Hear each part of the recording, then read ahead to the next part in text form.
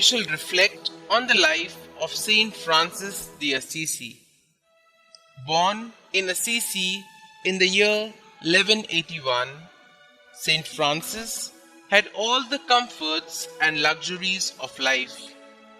Christened Giovanni by his mother, he was, however, renamed Francesco by his wealthy father, who happened to be away on business at the time of his birth. In keeping with the trends of the times, Francis, a highly popular romantic, sought knighthood, and passionately so.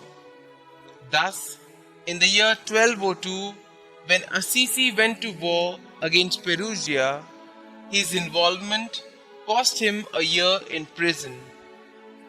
Recovering from a serious illness that followed, his late attempt in late 1205 to join the papal forces against Frederick II in Apulia came to naught when a vision at Spoleto bid him return to Assisi and there await a call to a new kind of knighthood, whereby he would serve the master rather than the man. This was the start of his conversion. In solitude and prayer, he now passionately sought to know God's will for him.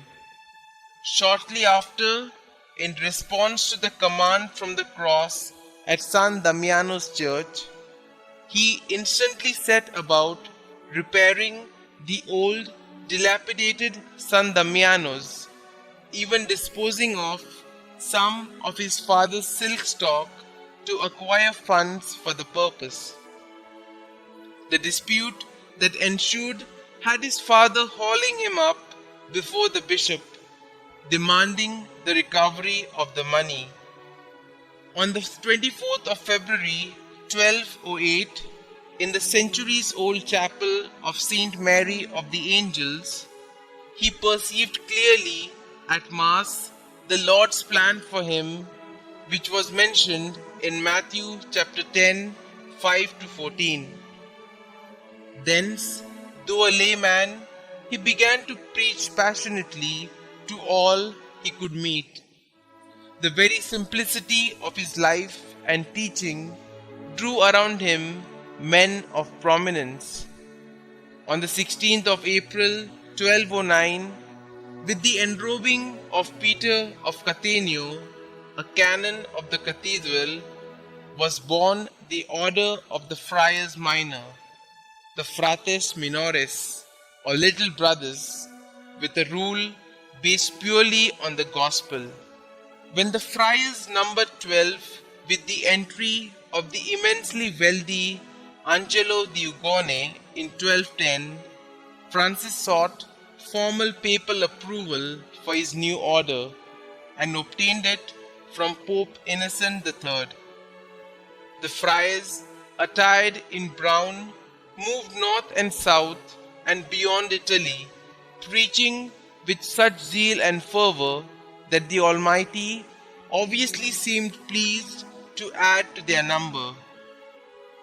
When the veiling of Clare, a pretty young maiden of noble descent in Assisi, on the night of Palm Sunday 1212, a second order, the poor class for women, came into being.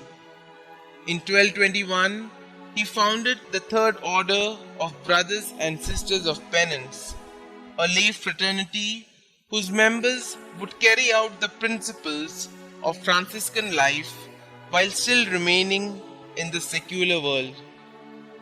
Incidentally, Francis declined priestly ordination out of reverence for the priesthood, whose dignity he considered himself unworthy of. Passionately enamored of the Incarnation, it was Francis who gave Christendom its first Christian crib. On the night of Christmas 1223, he recreated the nativity scene in a cave at Reggio, complete with an ox and ass, hay and manger. In 1224, around the feast of the exaltation of the Holy Cross, during his contemplation on the Passion of Christ, he was blessed with the imprint of 5 sacred wounds of the crucified Lord on his person. Francis considered nature the very mirror of God, and so, in his now famous canticle of Brother Sun, he referred to the sun as brother, the moon as sister. On the 3rd of October 1226, Francis breathed his last at Portiuncula, the very place that had witnessed the revelation of his mission and the birth of his orders. His mortal remains were initially buried in the church of San Giorgio at Assisi on the 4th of October and later transferred to the basilica erected to his memory by Brother Elias of Cortona on the 25th of May 1230. He was canonized on the 16th of July 1228 by Pope Gregory IX. He was called by Pope Benedict XV as the most perfect image of Christ that ever lived.